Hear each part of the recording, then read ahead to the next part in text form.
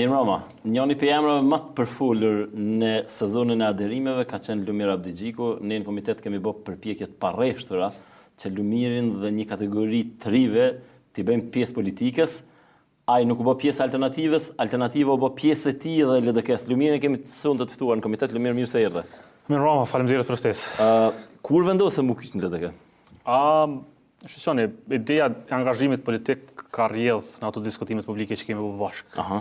Edhe në këtë studio. Po besoj që kemi ardhur në një moment të angazhimit të një gjenerate të re, pra atë që po i themi ne brezi i Republikës, sepse ka një lëvizje të përgjithshme në skenën politike të trive, të gjeneratës sike dhe të tjerëve. Çfarë brezi i Republikës mas pari? Brezi i Republikës është një thënie brenda LDK-s që daton prej kohës së Aganit të Rukobës, që fëmijët e 90-tave do të bëhen brezi i ndërtimit të Republikës. Dhe tashti kjo gjeneratë është gjenerata që do të ndërtojë Republikën, kështu ka qenë koncepti. Do po besoj që ka qenë momentumi i angazhimit të gjeneratave, dhe në anën tjetër ka qenë një momentumi i hapjes së LDK-s. Dhe hapja ka nisur, mos harrojmë, me deklarimin në stok të kryetarit të LDK-s se nuk do të kandidojë për kryeministër dhe që është i hapur për angazhime të reja në Lidhjen Demokratike të Kosovës. Pra, po besoj që ka ardhur një momentum i pjekjes për angazhim politik, një mundësi e angazhimit politik në një parti që është e qendrës së djathtë, që për besimet e mia të qendrës së djathtë janë në vijë, ato ekonomike kanë fjalën. Dhe ishte një bashkim natyral mbi parime që kemi diskutuar brenda një kohe të dhënë. Jo shumë gjatë, sepse kanë qenë shpejta diskutimet, por brenda një kohe të ngushtë, po të mjaftueshme për të qartësuar të gjitha gjërat. A ke ditë që zoti Mustafa do të tërhiqet?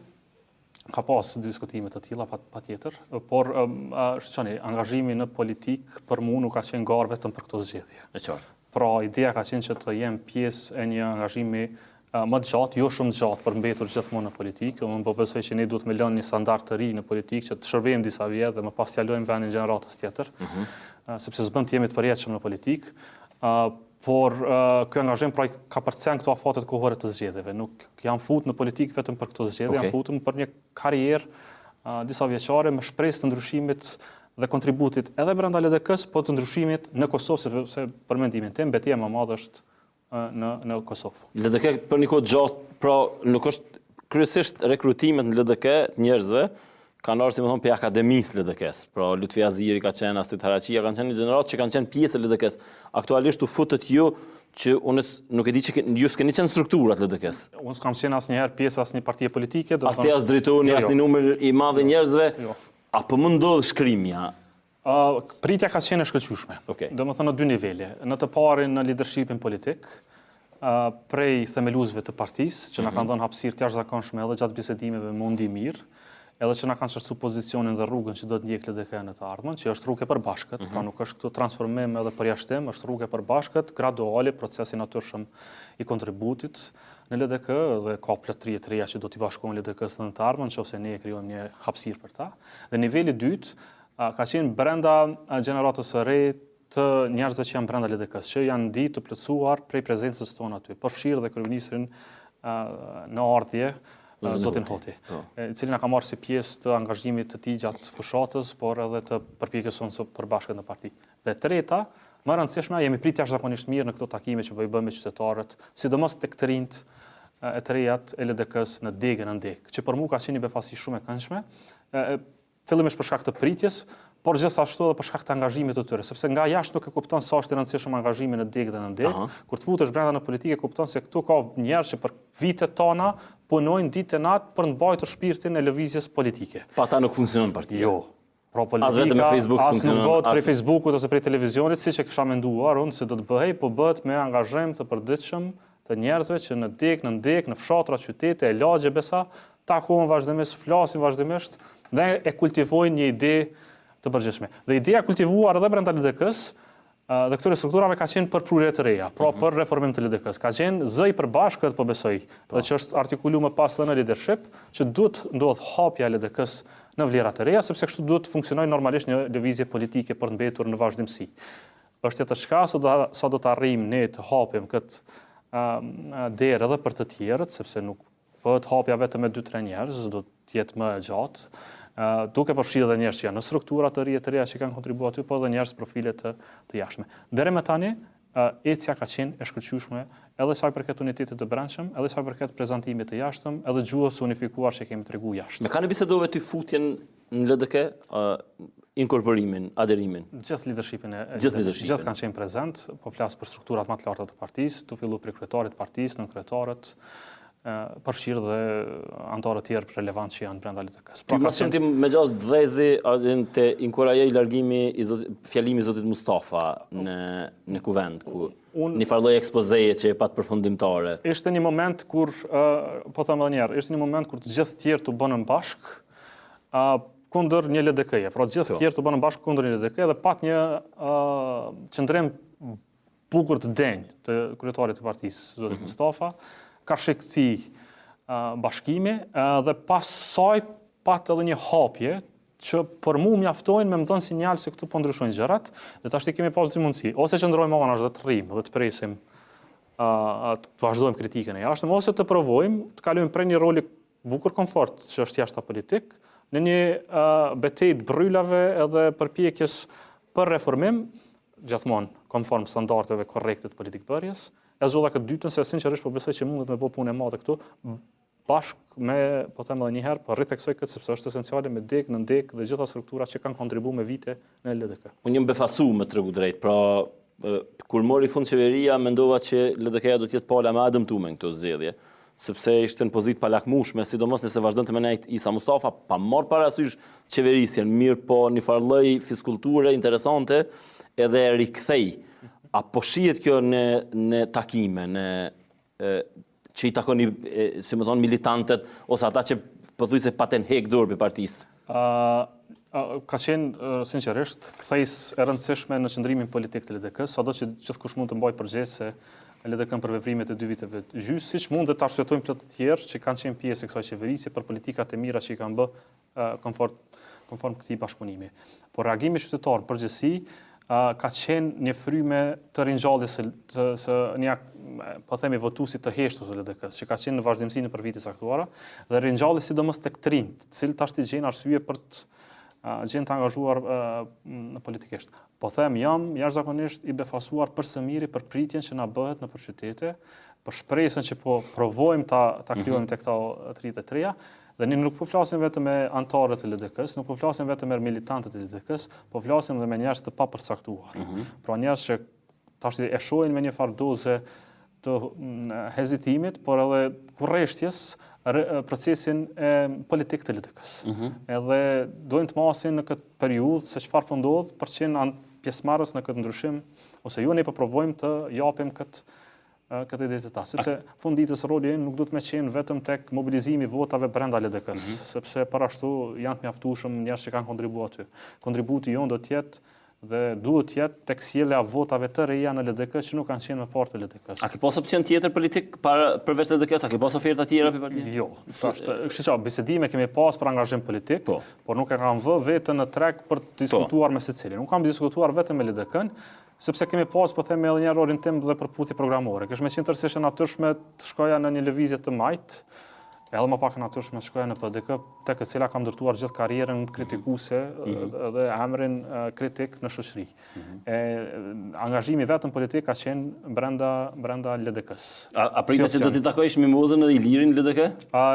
Jo, sepse shqyqoni, në kohën e diskutimeve nuk bëshin diskutimet të tilla paralele, por më ardh mirë sinqerisht. Më ardh mirë sepse është vlerë shtuar e një koalicioni zgjerë që është natyral, pra e përforcon edhe këtë idenë e bashkëpunimit, sepse LDK-ja vetme është e pamundur që të ndërtojë një front kundër PDK-s, sepse ky është qëllimi jon.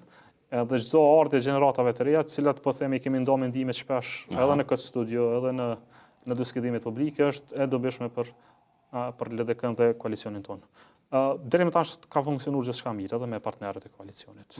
Pra kemi edhe Mimozën edhe Ilirin, kemi edhe Korabin në AKR, edhe njerëz që kontribuojnë nga AKR-ja. Pra është një grupacion i trive të rejave, po edhe një gjeneratë të vjetër që janë kontribues kryesor të gjitha partive politike pa të cilave është e pamundur me funksionu. Në këtë mënyrë politika sfitohet vetëm me debate televizive, mund ndodh mobilizimi, por ka një shtresë tjetër të mobilizimit të aktivistëve, të njerëzve që ndodh në terren. Ju keni qenë kritik i ashpër, pra edhe i PDK-s. Me sa më kujtohet edhe i marrëveshjet LDK-PDK në atë kohë kur është bë. Njëjtë ka qenë Mimoza Iliri. Tash mënyra pozicioni i ri politik juaj ka pak me nervozon vetë vendosin, sepse ata po thonë që ju zguxoni me marrë që terren se na kena këtë terren. Po terreni kundërshtimit PDK-s nuk ka qenë monopoli në lëvizje politike. Po veç ata mundën me thonë që ju apet keni mu bë bashkë, prapë. Po, shqyqon, garancat e bërjes bashkë për neve janë më të ulta se sot janë bashkë të vetëvendosjes, sepse vetëvendosja megjithatë ka bë koalicion edhe me Nismën edhe me AK-n, pra me parti që tash janë në PDK, si pjesë e jona, ne nuk e kemi atë barë që kemi bërë një lëvizje të tillë. Pra qëndrimi jonë që është kundër PDK-s është vazhdimsi e qëndrimit angazhimit publik deri më tani. Dhe mbi këto parime është bërë edhe marrëveshja e bashkëpunimit me LDK-n dhe partnerët tjerë. Pa nuk është duf LDK-ja me bën një digresion, pra me bën një lloj apologjie ose një farë lloj ndjese, më thonë qëre se pe që është pallë pavarësia, PDK ka qenë me AKR-n me një moment, edhe 2 herë ka qenë me LDK-n. Pra, LDK a mendon që do duhet, ndoshta jo çtashte, po pak më vonë, më thonë, a qysh tash tutje na e kena një rrugë tjetër. Unë po besoj që vetë akti i kryetarit të partisë për mos kandidatim është lloj i kërkim, nuk është lloj i sinjalit që unë po e marr përgjegjësinë e qeverisë në PDK. Këto janë argumentimet e mia pse unë mendoj se ka ecë mbar mirë kjo punë. Por unë nuk po garoj në këto gara, po e dal me një kandidat konsensual brenda LDK-s, i cili nuk e ka barrën e bashkëpunimit me PDK dhe i cili dashur e tutje do ta shtroj përpara platformën e angazhimit. Por po besoj ka njerëz brenda ekipit që mund të mbrojnë punët e mira brenda koalicionit të tillë, ka njerëz sikurse ne që jemi kritik të bashkëpunimit të tillë.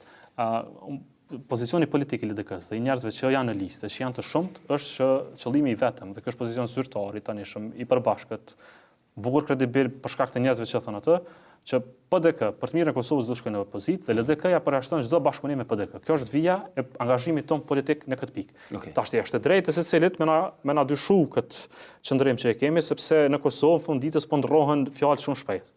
Po është vetëm pyetje kohe për me na kuptu edhe me bind dhe po flas për 10 ditë, për me pa sa serioz jemi në këtë farë qëndrimi, dhe sa serioz do të jemi në këtë qëndrim të mos bashkëpunimit në rrjedhën tonë politike. Unë po them, qëndrimi jonë është i pavarur prej barrës së të kaluarës, sepse shpesh po dëgjoj 17 vite keni qenë, 17 vite kemi qenë fëmijë. Tash ne s'mundi me mbajt përgjithësisht gjeneratën e re që vjen për të bëmat para 17 viteve. Tash s'mundesh në Amerikë me mbajt përgjithësisht Partinë Demokratike që ka bë përjetësisht Clintoni ose që ka bë Carteri dikush.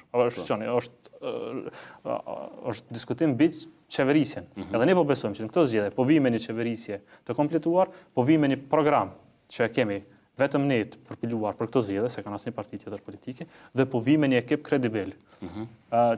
Që flet për ekonomi dhe për problemet bazike ekonomike të shtetërore. Është problem për LDK-n një farë dualiteti. Pra zoti Mustafa vazhdon me qenë kryetari i partisë, zoti Hoti Barcilisës edhe kandidat për kryeministër. Pra a mundet partia me funksionu apo kjo është një gjendje e përkohshme deri në se zakonisht kryeministri duhet të qenë edhe kryetari i partisë. Pra random ndodh në vendet demokracitë parlamentare, pra që janë... Unë po besoj që kandidimi për qeverisje është ndarë për proceseve zgjedhore në LDK. Ato ka një afat kohor të rregull, ato ndodhin diku në vitin 2019, dhe tashti nuk është temë procesi zgjedhor në LDK. Tashti tema është procesi i zgjedhjeve nacionale në Kosovë dhe sa po dalim të suksesshëm në këtë proces nacional. Nuk ka interferencë, po ju them edhe një herë, as në angazhimin e organizativ të zgjedhjeve, as në plan programin, as në zgjedhjen e njerëzve, as madje edhe lista është e përpiluar bashkë me gjithë të tjerët, pra ka më tepër një farë sinergjie se sa dualizëm dhe pengesë. Dhe vendimet mirën konform shërbimit të kandidatit për kryeministër. Pra i gjithë ideja angazhimit politik të LDK-s dhe apanareve tjerë që janë në ata të rëndësishëm shumë, bëhet për ndihmuar kandidatin për kryeministër dhe ekipin që të fitojë këto zgjedhje, sepse ky është qëllimi i parë. Qëllimet tjera vijnë shumë më vonë dhe janë tërësisht ndara prej këtij procesi. Unë po besoj që LDK-n e pret një fazë e më vonshme e shkrirjes së më të tjeshme, e cila varet ekskluzivisht për rezultatit të zgjedhjeve. Pra pozicioni i njerëzve në këto zgjedhje e përcakton pak a shumë edhe formatin e funksionimit të LDK-s në të ardhmen. Qofse ne nuk dalim të suksesshëm dhe nuk pranohemi prej qytetarëve dhe votuesve të LDK-s, atëherë është një sinjal që gjeneratat e reja, po flas si gjenerat, jo si individ, sepse mund të kush mos këtë simpati për një njëri caktuar ose mos t'i besoj si politikan, po si gjenerat, se gjenerata nuk dele suksesshme, atëherë besoj që sinjali jepet shumë regresiv sa i përket ndryshimeve të ardhshme brenda LDK-s.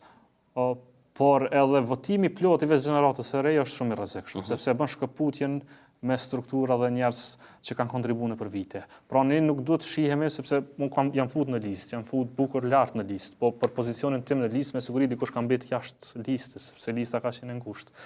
Pra nuk duhet shihet pozicioni im si përjashtues ndaj tjerëve, duhet shihet më tepër si bashkëpunues për të arritur një rezultat më të mirë. Ne po besojmë që e kemi listën më të mirë, e kemi vendosur kandidatët më të mirë që munden me marr vota dhe mund të implementojnë programin qeverisës, dhe po besojmë që struktura duhet të shërbejë këtij qëllimi. Po jo më pasi betejë mes gjeneratës së re dhe gjeneratës së vjetër. Edhe ne po them është proces shumë i kujdesshëm transformues sepse është një mekanizëm i madh politik që ka histori, ka traditë, ka vlera bukur të mëdha. Nuk ka LDK të re, çto po do të thonë. Ka vazhdimsi të LDK-s me një shpirt të ri që i shtohet edhe që gradualisht vazhdon me kultivu frymën tradicionale që ka. Ai që përmendin shumë analistë dhe shumë janë Instituti Reinvest. A është Instituti Reinvest një lloj para kuzhine e LDK-s, pra aty bëhen planet, aty bëhen gjonat, aty apo din një farë lloj partitë normale na përbot kanë institute që i kryjnë këto gjona. Pra a është kjo? Jo, na e kanë dhënë më tepër kredit se që kemi. Domethënë Instituti Reinvest është një organizatë qeveritare, i ka 30 punësuar, 33 me bindje politike nga më ndryshmet. Unë kam me sigurt që njerëz që kanë punuar për mua janë votues të mi, rreth të parë. Sepse kanë bindje tjera. Brenda Institutit Reinvest kemi pas aktivistë të gjitha partive politike, zyrtar të lartë partive tjera politike. Në AK, në vetvendosje, në PDK nuk kemi pas vënë zemër. Por lidhshmëria jonë me LDK-n ka qenë më tepër jo për shkak të bashkëpunimit domosdoshmë në Institutin Reinvest, por për shkak të lidhjeve në fushën e ekonomisë që kemi pas. Se njerëz të që kanë punuar në Institutin Reinvest kanë punuar në Universitetin e Prishtinës në Fakultetin Ekonomik. Ose janë edukuar në vende të tjera jashtë bashk. Pra kanë qenë lidhje të përbashkëta, por instituti si institut nuk është institut partijak, pra është organizatë qeveritare, kontraktor ka qeveritë jashtme, donatorët procesite jashtëm të punëve, aktiviteteve të kryera dhe nuk ka ndërlidhshmëri me qeverisje. Por është fakt që tashti edhe presidenti i kaluar i institutit, zoti Mustafa kanë qenë pjesë e institutit, unë kam qenë pjesë e institutit, por drejtori jashtëm mund të më shkojë në vetvendosje, mund të më shkojë në AK, sepse s'ka kur lidhshmëri prej neve. Ditën e angazhimit ton politik ne kemi dhënë ndërheqje për gjithë aktiviteteve të institutit. Domethënë është standard që kemi një gjithë. Mi pa çka pe karakterizon LDK-n? LDK-ja vjetër, LDK-ja Rrugovës, zakonisht ka qenë LDK më shumë e gjuhës dhe letërsisë, e filozofisë. LDK-ja re është më shumë e orientuar ka LDK-ja ekonomisë. Pra ju, zoti Mustafa, dy Mustafa, Isa Mustafa, Mohamed Mustafa, Huti, e tash pritjet janë në këtë drejtim. Doli si bombë, ose se me thonë ideja zotit Huti, tha do ta kemi një buxhet për 5 miliard.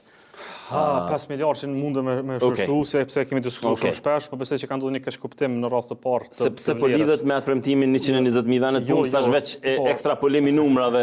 Ne kemi shërtu planin kur kemi filluar plan programin ekonomik, kemi menduar për 2 mandate. Se s'kemi arrit me bëu projekcione ekonomike për 4 vjet, sepse janë të pamjaftueshme dhe nuk janë të serioze. Domethënë kontributi fillestar i grupit ekonomik dhe të tjerë ligjor që janë brenda LDK-s ka qenë që ndërtojmë një platformë që vë Kosovën në rend të parë për 8 vite. Qofshim ne në 2 mandatet, po në qofshim vetëm të parin, do t'i bëjmë fundamentet për këtë zhvillim, ata që vinë pas neve do të vazhdojnë aty ku kemi lënë mbi baza dhe shtylla të tilla. 5 miliard që është vlerë e tyrave vetanake për 2 mandate, nuk është një mandat. Pra mas 8 vite Kosova me pas tyra vetanake. Po tash ne kemi edhe diskutime të tjera brenda buxhetit. Se këtë po provoj ta shpjegoj shumë shkurt, mos më vallëtoj shikuesit juaj. Vlera e bruto produktit vendor të Kosovës, e GDP-s, vlera e ekonomisë në Kosovë është diku rreth 6.4 miliardë. Totali vlera e ekonomisë brenda vitit. Ne po besojmë që dhe s'po zmadhoj. Po besojmë që brenda viteve do të rrisim ekonominë 4%, 5%, 6% dhe 7%. Për të vitit tashme. Për vitet tashme. Pra nisim prej 4% është sot, vitin ashëm 5%, edhe kjo ndodh, për shembull 5% ndodh kur të nisim termocentralin e re. Brezovica, Trepça. Po edhe sektori privat, ndërmarrjet e vogla, sepse do ta heqim të vëshën, nuk ta mbledhim në kufi, do ta mbledhim brenda Kosovës, do ta heqim gjitha taksat që janë dhënë për lanë të parë, sepse dojmë rrit prodhimin. Ne po besojmë që kjo i jep stimul ekonomik dhe do të rritë ekonomia në vlera reale në 5-6-7 në rastin e mirë edhe deri në 8%. Po nuk po kalojmë për me 7-8 sepse kish me qenë gënjeshtër publike, me thonë tash 2 shifrore do të kemi rritje ekonomike, sa për një me na duhet Kosovës, por është e pamundur me bëhet tash, është fakt. Nëse rrisim me këtë normë, atëherë GDP-ja në fund të mandatit të parë do të jetë 9 miliardë euro. Okej. Dhe në fund të mandatit të parë 9 miliardë euro, ne do të marrim 30% ose 1/3, saktësisht 33% e GDP-s si formë të taksave. Po. 1/3, 9 miliardë, që do është 3 miliardë euro. Sot është standardi 1/3. Për shembull, buxheti është 2 miliardë, GDP është 6 miliardë, 6.4. Zakonisht shkon 1/3 e vlerës ekonomisë bëhet buxhet. Domethënë nëse ne rrisim 9 miliardë, me rritje zhvillimit ekonomik për 5-6-7%. Që është e parritshme, është shumë reale, ne do të mbledhim tyra vetanake 3 miliardë. Ne gjithashtu po besojmë që do të rrisim edhe luftën ndaj informalitetit, sepse ka evazion fiskal. Ashtu, domethënë po dojmë i trajtuar gjithë parapart. Disa miliona do të na vinë 340 miliona euro besojmë që do të vinë prej luftës ndaj informalitetit. Dhe po besojmë që do të marr kredi për atë. Sepse gjenerata jonë, e imja, jotja, fëmijëve tonë, nuk ka kohë me prit këtë trend, sepse me këtë trend do të na duan vite të tëra, sepse tyra tjera nuk kemi, për të bërë spitale të mira, shkolla të mira, gjykata të mira. Ne po besojmë që ose rrugë të mira. Ne po besojmë që për të ndreshur spitalet, gjykatat dhe shkollat do të përdorim këto tyra vetanake. Këto 3 miliardë që kemi. Po për të ndërtuar rrugë, infrastrukturë të madhe, ne do të përdorim kredi afatgjate. Po. Sepse deri më tani rrugë me rrit borxhin publik? Po, se kemi drejt. Aktualisht është 5-16%. 14%. Me lesh kemi drejt me shku deri në 40%. Po s'po mendojmë me rrit shumë, mendojmë gradualisht me rrit se edhe 14% e GDP-s. Tu rrit GDP rritet edhe vlera monetare, po në 10% dojmë rrit, në mënyrë që me pas pare për këtë gjenerat, që këtë gjenerat me apo hajrin pareve ose borxhin gjeneratës sashme, jo me ngarku shumë. Por borxhin publik do na duhet konsenzus sepse duhet 2/3 e kuvendit, por nuk po flasim për politika tok, po flasim për politika shnusha. Apo dojmë ndërtu një autostradë të re, s'kan mbetë shumë ndërtu dorën zemër. Po hajde po ndërtojmë një rrugë të re dikun, s'kemi me financu me parë të buxhetit. Do të marrim një kredi. Hekur udhën kredi, jo me parë të buxhetit. Me tyra vetanake do të financojmë spitalet. Le të paguajnë edhe gjeneratat e reja pak për Po le të paguajnë pak për neve se boll bënëm na për ta. Fonditës është shumë e rëndësishme për neve që atyre milion spitale të mira, shkolla të mira, gjykata të mira, sa ata kanë mi pa atë sistem të mirë, e një Kosovë më shëndosh, e le të paguajnë lehtësisht në të ardhmen. S'po mendojmë ngarku shumë, konfor ligjit, konfor projeksioneve financiare. Pra realizimi 3 miliardë euro tyra vetanake dhe kredi tjera varësisht për diskutimit publik është lehtësisht i mundur. Deri në 4 vite të ardhshme. 4 vite, 5 miliardë është lehtë i realizueshëm brenda 2 viteve të para të mandatit tjetër, tyra vetanake. S'po flas për kredi, se ne mund të vendosim të marrim kredi deri 1 miliardë euro. Do tani buxheti ndryshon, se buxheti nuk është vetëm tyrat, janë sa po merr edhe borxhet jashtë, po këto janë konform projekteve që kemi më zhvilluar. Pra kjo është Lumer kontributi që kemi dhënë në LDK, ekonomia. Për çka qëndron tjetër ti? Pra, a vjen, cila është arsyeja tjetër përveç ekonomisë ose a vjen kur ke hin politike dhe çdo që ke pas plan, për çka ke pas në plan me? Unë jam idhtar i lëvizjes politike djathtë, qendrës së djathtë. Edhe jam për një qeverisje të vogël. Pra kontributi im edhe i grupit ka qenë në shkurtimin e këtyre ministrive. Pra nuk besojmë që qeveria do të më qenë një organizëm i madh që shpenzon shumë. Jam idhtar i kursimeve financiare. Pra besoj që roli i qeverisë në shpenzimin e parave publike do të më ulë, të fillu prej rishikimit të meditjeve deri tek mënyrat e shpenzimeve të parave në dreka dhe darka. Jam idhtar i mbrojtjes së identitetit të Republikës, të rendit kushtetues të Republikës. Kjo është orientim programor dhe ideologjik që e ndjeki. Dhe jam idhtar i orientimit pro-perëndimor të Kosovës. Kur po flas pro-perëndimor, kam fjalën në relacion me BE-n atë. BE-n, çfarëdo që mbet, çfarëdo që zhvillohet në relacion me BE-n, po perëndimi është aty se frymat janë të mira aktualisht. Mirë, po vinë në Francë, në Gjermani dhe në Holandë dhe vende të tjera ka rezultate të mira, por çfarëdo që mbet për revizave perëndimore, ne nuk kemi alternativë tjetër. Pra është ide e mbajtjes së Kosovës në këtë binar dhe angazhimit politik që Kosova të jetë për mendimin tim shtet i dinjitetshëm edhe përballë të huajve, edhe kur përfaqësohet jashtë, edhe përballë Serbisë kur negocion me ta, po edhe përballë qytetarëve të vet. Pra, të kemi një dinjitet. Mos shihet politika si vend i hajnisit të korruptorëve, po të shihet si shërbim për qytetar. Tu i ofruar atyre cilësi më të mirë, le të themi shëndetësi. Do të isha shumë i kënaqur nëse kontributin tim ta bëja vetëm shëndetësi. Pyetja radhës ishte shëndetësia. Pra, na kemi pa, a vjen këtu edhe me mysafirë tjerë kam diskutuar në këtë studio, mendoj që diku 100 milionë euro shkojnë në Maqedoni për shëndetësisë tonë. 7 milionë euro janë 7 milionë. Po, jashtë vendit. Jashtë, është shumë enorme. Rajon, s'po flasim për vende tjera në Bashkimin Evropian. Pra Serbi, Maqedoni, Istanbul. Edhe Istanbul. 7 milionë është shumë enorme. Pse? Sepse shëndetësia deri në vitin 2008 ju patlon minoriteteve, ju kujtohet. Po, konë po. Po ba indragashjet e ke ministri edhe udhëtej kemi. E dyta sepse prej pas pavarësisë nuk ka pas investime financiare në shëndetësi. Parat e buxhetit kanë qenë dedikuara në asfalt. Nuk ka pas investime kapitale dhe mundësi për të bërë ndryshime në shëndetësi. Dhe po besoj që ne kemi pru gjithë mekanizmin e kujdesit shëndetësor në gjendje para kollapsit. Sepse kur shkon në spital. Po aty shkon pak para si me dek njëri se apo në veç kur ski derë tjetër. Një hallxhor që s'ka kushte financiare, dhe s'ka ka t'ja mbaj në rajon, sepse ku flasim për skema mafioze të spitaleve private me të shtetit edhe një. I keni pa ato skandale që kanë ndodhur dhe punët pikërisht skemat e tilla. Pra unë po besoj që është obligim të paktën i kësaj gjenerate që vetës fillimisht, po dhe të mëshurve, të lëjmë një sistem që të paktën për shëndet mos të ketë gajë. Po. Çush bëhet kjo? Prap, janë dy mundësi. E para është të decentralizohet ky mekanizëm i madh i njësimeve të vogla, sepse është shumë trup i madh i cili nuk po lën me marr frymë. Meqenëse është spitali më i madh në rajon, që ke nuk ka arsye. Nëse e ndajmë në njësi të veçanta dhe vendosim menaxher në krye të tyre, jo domosdoshmë mjek, se neve na duan udhëheqës të mirë, që s'do të thonë me qenë mjek, duhet me njoft procesin shëndetësor, por duhet me qenë njëri zoti që dhe me menaxhu staf, dhe me bë kontabilitet, dhe me bë kontrata, dhe me bë shërbim më të mirë, sikurse siç bëjnë le të themi bankat. Po dim bankat me bëni shërbim të mirë ndaj qytetarëve, pse se bëjmë edhe nëpër spitale. Po. E dyta do të provojmë të digitalizojmë gjithë sistemin e përgjithësisht shëndetësor, jo më marr shënime më me dorë, se është e pakuptimshëm. Po i thonë mes. Po. Brenda sistemit shëndetësor dhe treta më e rëndësishmja është fondi i sigurimeve shëndetësore. Pra është pjesë e programit që ne dojmë të ndërtojmë një fond, do të kontribuojmë me para të buxhetit në këtë fond dhe do të nisim mbledhjen e parave prej njerëzve të pansur. Po. Në mënyrë që njerëzit janë të siguruar dhe që shërbimet për produktet bazike atë janë 100% të kompenzuara dhe përkujdesi shëndetësor të jetë 100% i paguar. Pra po flasim për reformë radikale ndërimit të funksionimit të sistemit shëndetësor që datën prej Jugosllavisë, dhe është sistemi më i komplikuar që ekziston tani në rajon. Po, ka të degradu. Edhe mazi të degradu me gjithë procesin e kopjes. A di çfarë na ka ndodhur tash një proces më i keq është ikja doktorëve jashtë Kosovës.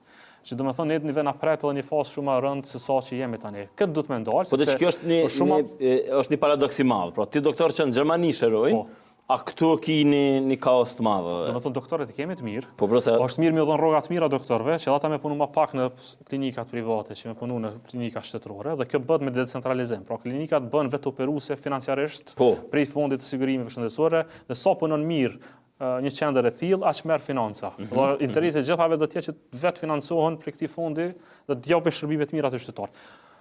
Do të isha shumë i lumtur sinqerisht që hiç më tepër se veç pacientëve të onkologjisë ku trajtohen për kancer, të kenë një trajtim më të mirë njerëz të tillë, ose në kirurgji, ose në emergjencë.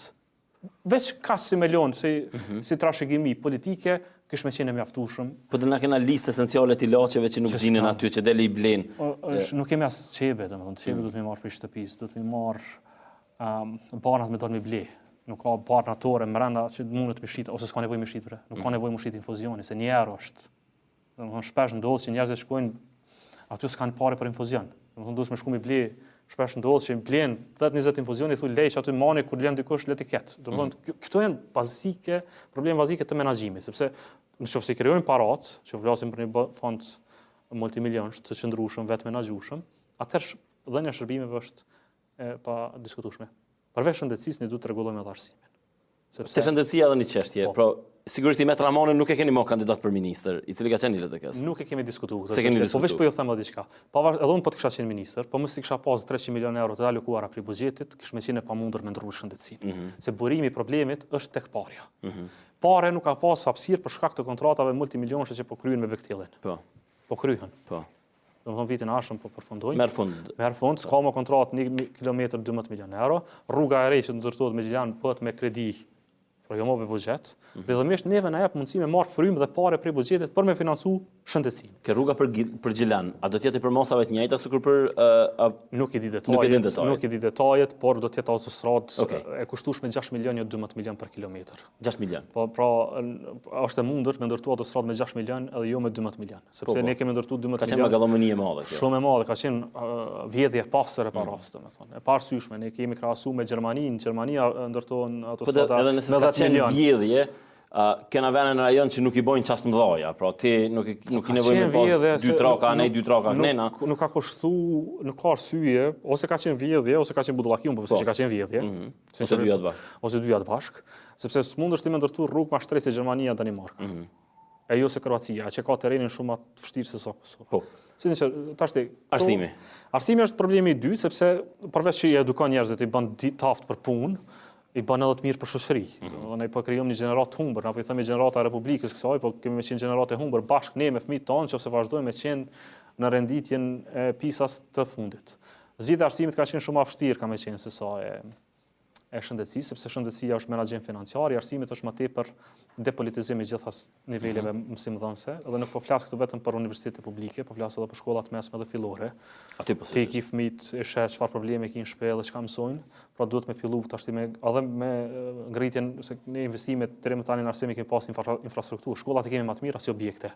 Shumë po ja ka mujt mos të qenë fare në kompetencë Ministrisë së Arsimit. Po nuk ka rëndësi çu infrastrukturës. Pikërisht nuk ka rëndësi shumë çu çdo këtë objekti, sa ka rëndësi çka po bëhet brenda atij objekti. Nëse brenda atij objekti ka mësimdhënës që janë jo kompetent, ose mësimdhënës që s'kan plan programe të mira, ose s'dinë çka më mësu me kohë, atëherë ne po I përcjellim njerëz analfabet prej klasës parë deri në fakultet kur diplomojnë. Ka protokoll të arsimit, pra ti pikërisht. Pra edhe aty duhet tashti 2 procese paralele. Ne kemi thënë për nivelin e arsimit lart kemi thënë profilizimin e universiteteve, se s'ka kuptim mi hap secilin profil. Ashim tha që I pa qenë në secilin qytet universitete publike, për secilin ndeshje apo të bëu si fushat elektorale ka qenë atëherë, po tash u prodhum aq shumë universitete, as pak njerëz që japin mësim atje. Për shembull, është në universitet njëri prej qyteteve që njëri informatikës jep në land frangjesh. Krejt tjetër gjësore, domethënë nuk ka lidhje profesionale sepse s'ka kapacitete. E neve do tashti ti profilizojmë. Këto kemi menduar për shembull Universitetin e Mitrovicës ta bëjmë në specializimet e minerale pikërisht. Le të themi të pejes për turizëm sepse ka ndaj. Pra nëse bëjmë një qendër, do mos e bëjmë edhe në Prishtinë, që të japim përvarësi atyre atje. Po do mos me pas juridik në këtë komunë. S'ka për arsye, se nuk ka arsye me pas konkurrencë tillë se s'ki kapacitet me bëj gjëra të tilla, është e pamundur. E dyta për nivelin e shkollës mesme dhe fillor, kemi menduar që të bëjmë një verifikim të nivelit të mësimdhënësve, pa ofrigu askush, po flasim për përmirësim kapaciteteve, jo për përjashtim prej pune, nëse shohim që ka diferenca të mëdha, do të marrim trajnime, përmirësime, do të shpim njerëz të ekspert prej jashtit, nëse duhet, edhe këshilltar të drejtorëve të shkollave, le të marrim prej Finlandës që ka sistemin më të mirë në botë, le ta thonë si botë mësimi. Nëse është problemi të ushqimit të nxënësve, se ne edhe ushqim s'po japim, ti hapim kuzhinat në shkollat e mesme. Pra ti analizojmë pak shkaqet, edhe të intervenojmë. Edhe kjo ka arsye prap financiare. Na ka shkolla të mira këtu model që janë ato shkolla model që po japin rezultate të mira. Dhe ndoshta duhet të replikojmë ato në për secilin qendër. Dhe mbi gjitha që të hapim sa më tepër çerdhe në vendet rurale. Kjo për 2 arsye, sepse dojmë që fëmijët të fusin në sistemit të edukimit, para edukimit vërtet, edhe më tutje, dhe që gratë I lejojmë të jenë të lirat për të marrë pjesë në tregun e punës, sepse janë 81%, kam thënë shpesh, janë në nivel me Siri dhe Irak e Afganistan që s'marrin pjesë në tregun e punës. E tash kur ti bëjmë gjitha këto bashkë, edhe shëndetësinë, edhe arsimin, edhe sektorin privat me ato politikat fiskale që veç kemi shtirë sonde s'po I kalojnë, sepse janë monotone. Ne po besojmë që kemi me rrit mirëqenien e qytetarëve kosovar. Nuk bëhet kjo për 4 viteve, për 4 vite, të kemi qartë. Është mashtrim kushdo që thotë. Për 4 vite munden me u mashtru, munden me rrit rrogat 30-40%, munden me bëu gjëra të tilla sa duajnë. Por ka miliona anash edhe spitalet, edhe shkollat, edhe gjyqësinë, edhe sektorin privat, edhe fëmijët tanë s'ka me pas një vend të shëndosh dhe zhvilluar siç e kemi pas ne për një kohë gjatë. Pra ne po flasim për periudhë 4 deri në 8 vjeçare, politika graduale të mençura, dhe kjo po besoj që është akti më patriotik që ne mundemi të bëjmë Kosovës. Mas gjithë këtu në njëri e kryen përshtypjen që do të jesh pjesë edhe struktura të LDK-s, por nuk është më që ti je vetëm kandidat I LDK-s. Unë jam pjesë e LDK-s, jo vetëm kandidat, do të jam pjesë e strukturave, do të filloj antarësimi më pas zgjedhjeve në degën e dytë të Prishtinës këtu. Dhe prej aty do të filloj kontributin tim gradual. Në këto zgjedhje përveç garës me partitë, është edhe duke pas qenë vetë pjesë e këtyre lloj garave, është një garë dhe brenda partisë, pra apo mundesh a ka filluar që thonë të na më hub shpirtin këtë drejtim edhe mikëqyrë edhe kundërshtar edhe koleg ka pak lufta e llojet nuk më ka pëlqyer shumë. Sepse shpesh po harrohet për çka është qëllimi. Pra qëllimi kryesor është që të mundet kundërshtari politik. Por brenda këtij qëllimi po ka një farë lufte brenda llojit, pra brenda listave. Dhe çka më ka pëlqyer më së paku me të drejtën është regionalizimi. Domethënë votimi i kandidatëve të zonave. Të zonave. Që është e pakuptim sepse këtu nuk janë zgjedhje lokale. Lokale. Unë besoj që duhet me pas një gjithë përfshirje, pse mos merr një kandidat i një regioni vota në një region tjetër. Kosova shumë e vogël me bondalje të tilla. Por nëse bashkë ndahen, le të ndahen atë në 7 zona zgjedhore. Ose nëse duhet me ndahen, nëse kjo është trendi i votuesve, hajde po e ndajmë pra Kosovën në zona zgjedhore. Edhe lodhemi më pak. Por si princip është i gabuar çësia, pra sepse kështu po ndodhesh, është trend. E dyta, nashta duhet me mendu pas zgjedhjeve çështjen e reformës zgjedhore në 2 drejtime. E para, këtë po e them pa ndonjë qendrim politik, po e them si bindje, si vështrim i brendshëm i kësaj. E para duhet pastron lista sepse votues janë 1.8 milion, s'ka kuptim. Banorë janë 1.8. Po edhe nëse të diasporës, po janë 700.000 të diasporës, domethënë s'ka kuptim. Të rritur 700.000 diaspora, ne nuk e kemi diasporën të regjistruar në Kosovë. Nuk kanë pastru për vitit 2000. Jo, s'kan pastru. E dyta ndoshta duhet shikuar edhe çështjen ose ndarjes të vendeve zgjedhore ose edhe mbylljes së listave. E di që është proces demokratik, por është shumë më i mirë që të kemi një ekip të parë në mënyrë që partia e imponon. Po mos ajo tash ka probleme demokratike në përcaktimin e këtyre njerëzve, është problematike. Ka qenë mendu për qëllime të mira, nuk dul për qëllime të mira. Kështu e shmangim edhe luftën brenda llojit, edhe këtu gale tjera të kontrollit të votës e kështu me radhë. E ku terreni jot? Ku po sillesh më shumë tash? Unë jam në gjitha qendrat e Kosovës, sinqerisht. Unë kam filluar takimet me qytetet më të mëdha të Kosovës, unë nuk kam degë edhe strukturë edhe region. Unë po provoj të bind votuesin kosovar votën popullore të Kosovës dhe këtë jep si vlerë shtesë edhe LDK-s. Kush kanë konsideruar LDK rival në këtë zgjedhje? Është PDK vetëvendosje? Ne e konsiderojmë rival PDK-n dhe konsiderojmë që çdo votë e dërguar në vetëvendosje i shërben PDK-s sepse matematikisht dhe realisht vetëm Lidhja Demokratike e Kosovës dhe aleat tan kanë gjasë me parandalu PDK-n. Par çfarë do arsye tjera, çdo votë në vetëvendosje që nuk ka gjasa me ndal trendin e PDK-s është fatkeqësisht adopsim i koalicionit ton dhe vazhdimsi e PDK-s. Vetëvendosja është shumë e fortë, po ne rritja e shpendit në Prishtinë dhe trendi në populariteti i tij. Tritë e LDK-s gjithashtu po vrapojnë pas teje, po shihet ajo. Apo mundesh me depërtuar në këtë treg tri për shkak të shpendit? Unë votuesin e kam dhe përkrajnë e kam prej trive. Edhe në Prishtinë. Kom taku disa dhe janë të entuziazmuar. Po them edhe një herë që kam qenë befasuar pozitivisht për pritjen dhe entuziazmin që kanë treguar dhe që po tregojnë në sesinë takim. Por s'janë vetëm të Prishtinës, njëjtën pritje kam pas të shkëlqyeshme në Pej, në Gjilan, në Mitrovic besa dhe në Prizren, në këto qendrat e mëdha, në Viti, në Ferizaj, kemi bërë para takime të vazhdueshme, po bëj vazhdueshme. Nesër do të jemi në qendrat rreth Prishtinës prap. Sa po mundem sepse koha shumë e shkurtë sinqerisht, 10 ditë. Edhe mos më shku diku të hidhnohen, më shku për pak prap të hidhrohen. Pra është kohë shumë e shkurtë. Në anën tjetër kemi angazhime në shtabin qendror, edhe këto paraqitjet mediatike. Apo has votues LDK-s që kanë kalu në një moment me shpendin edhe që tash po provon mi kthy prapë në origjinë. Unë kam gjetë votues dy llojshëm, të parë që kanë qenë të fjetur sa i përket LDK-s dhe të tjerë që kanë qenë gati ose kaluar në lëvizjen e vetëvendosjes dhe që tash janë kthyer për krahas të mëdha të Lidhjes Demokratike të Kosovës. Konsideron kandidimin e shpendit për deputet? Nuk e di është betejë e brendshme e vetëvendosjes apo është mobilizim i të rive në Prishtinë, gjithsesi unë jam këtu për të marrë vota për veti. E qartë. Do të thonë vota që më vjen mua do të jetë në reprezentim në Parlamentin e Republikës. Dhe kjo është kërkesa ime, domethënë, edhe paraqytetare dhe platforma. Unë nuk kërkoj vota për tjerë, por kërkoj vota për përfaqësimin tim. Vjosin kur e pata këtu të ftuar në emision, biseduam për kandidatin e LDK-s për kryetar të Prishtinës, kandidatin e arshëm. Ajo tha që e ka në mendje një kandidat. Tha që lat kuptohet pak a shumë që ai do të jetë i ri, do të jetë profil i ri, megjithëse ju kishte në mendje ju si kandidat i arshëm për Prishtinë. Pra, rivali ju i direkt, nëse ju do të ishte, sepse shpendja ka paralajmëruar garën prapë për Prishtinë. Po them sinqerisht, nuk kemi pas diskutime për garën e arshme pas garës nacionale. Domethënë, ne kemi 10 ditë kohë, krejt fokusi, krejt energjia është këto zgjedhje nacionale. A ke diskutuar me dikant për këtë çështje? Jo, po nuk më mohoj që ka kërkesa të tilla për shumëve njerëzve, por sinqerisht gara jon, pra kërkesa ka për ju, mirë po ju edhe më tutje se keni diskutuar me partinë.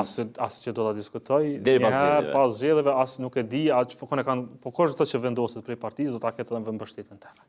Domethënë se tash do të bëhet me bashkëpunim, domethënë. Kush do të që vendoset që ka gjasa të futet tash gara, do ta shurtoj edhe kom interes ose jo, do do ta mendoj, interesi tanishëm është me fitu zgjedhjet nacionale, me marrë votuesin e ri në LDK, edhe prej këtu me dalë sa më mirë. Edhe me bo qeverinë. E qartë. Domethënë tash mundem me qenë si po duket që menaxhu Prishtina këtë kohë. Po iki kësaj përgjigje, sepse jemi në fushat. Do të preferoja të komentoja politika nacionale, që është më e mangët se sa që po diskutohet. Por qëndrimet e mia për kundërshtarët politik kisha pas qef me bëu edhe në ballafaqime, edhe besoj që do t'i bëj. Por po besoj që në nivelin e diskutimeve të politikave të mëdha për Kosovën jemi të pa konkurrencë, sepse s'ka programe, nuk ka ide që po i dëgjoj për tjerëve. Çfarë po dëgjoj për tjerëve është kundërshtim ndaj neve. E qartë. Edhe ato krejt kundërshtin e kanë për 17 vjet e fundit. Po ala kërkush sa çka fola unë, nuk dol me më demantu me thon mirë është së keq. Nëse them unë që parat vetanake do t'i bëjmë kështu dhe kaq do të rregojmë në rrugë, pse është mirë ose pse keq. Sepse them që duhet të më shkurtu ministrit, pse është mirë ose keq. Pra, më tepër çfarë po dëgjoj është ofendimi ndaj Lidhjes Demokratike të Kosovës dhe neve, e shumë pak ide për projekte. Madje edhe kundërshtarët me thënë drejtën edhe të BDK-s, edhe të Aleancës, madje përfshat të fol për Serbinë, Vučićin, e luftën, e shumë pak për projekte konkrete të qytetarëve. Unë po besoj që kemi qitë në një terren që s'kan lidhje, të dy palët, edhe nëse votuesit për një mendon me pas mirëqenien e mirë, e ka adresën e saktë të votuesit. Dhe këtë terren do ta mbajmë. Gjatë gjithë këtyre zgjedhjeve kemi vendosur që të ta mbajmë terrenin e projekteve konkrete, dhe nuk do diskutojmë në ofendime personale. Masnjën e prej. Cili është dallimi i Hotit me Mustafën, duke njohur dytë? Unë po besoj që të dytë janë profesionistë sa i përket fushës së ekonomisë. Hoti është profesionist sa i përket fushës financiare, sidomos pjesës financiare, por ka edhe ditë shumë qarta sa i përket angazhimit ekonomik. Është ka qenë jashtëzakonisht i hapur në inkuadrimin e njerëzve të tjerë. Njëjtën gjë e kisha thënë edhe për zotin Mustafa, i cili ndoshta ka më tepër se sa Hoti eksperiencën, por Hoti ka më tepër komunikimin me trit dhe aftësinë e komunikimit dhe gjuhës përbashkët me trit. Gjenerat Mare janë komplementar, nuk janë zëvendësues të njëri tjetrit, janë më tepër komplementar ose vlerë shtuar për njëri tjetrin. Çfarë kishe analizuar dy kundërshtarët e tij, zotin Kurti dhe zotin Haradinaj? Zoti Haradinaj e ka retorikën, le të themi, të përgjithshme që e njohim tash sa kohë. Pra, zoti Haradinaj e kam respekt për kontributin e tij gjatë luftës, e kam takuar shpesh dhe vërtet sidomos rastet e fundit që kanë targetuar atë kanë qenë të prekshme, edhe kam komunikuar edhe për këtë me të. Por po besoj që Kosovës nuk i duhen, ose alternativë më mirë për Kosovën është një gjenerat e re ekspertësh teknokrat, domethënë njerëzve që dinë me udhëheq qeveri, jo njerëz superhero, çfarë po besoj se zoti Haradinaj është prej kohës së luftës. Ne nuk do të prodhojmë zota Haradinaj, nuk do të prodhojmë hero të UÇK sepse s'do të kemi luftë, por do të prodhojmë heronj të ri si është zoti Hoti, i cili e ka më tepër ekipin. E dyta, për zotin Kurti është në këtë fazë të rrit eksperimentale, s'po mundem tash me e kuptu, domethënë gjithë debati është rreth vendosjes së karavatës së tij ose jo. Më vjen mirë që është kthy mbar në njohjen e shtetit edhe të Kosovës edhe të simboleve, pra ka një kthes, po më vjen mirë që është drejtuar këndej, ndoshta na ka bërë një falje, kërkim falje për gjitha akuzat që vazhdimisht na janë bërë sa që kemi kërku pikërisht këtë. Por në fund të ditës gara sot në Kosovë nuk është vetëm mes liderëve. Ne po besojmë që kemi liderin më të mirë sepse është më i përgatitur edhe profesionalisht, edhe me eksperiencën politike teknokrate në Kosovë. Po gara bëhet edhe me ekipin që i qëndron prapa. Ne po besojmë që zoti Hoti është kandidati më i mirë dhe më i përgatitur, jo retorik. Sepse kam dëgjuar shpesh që na thonë po s'po ka karizëm, po teknokrat. Është teknokrat pikërisht. Kështu është modeli edhe i ri i politikanëve në përbosh, në Francë.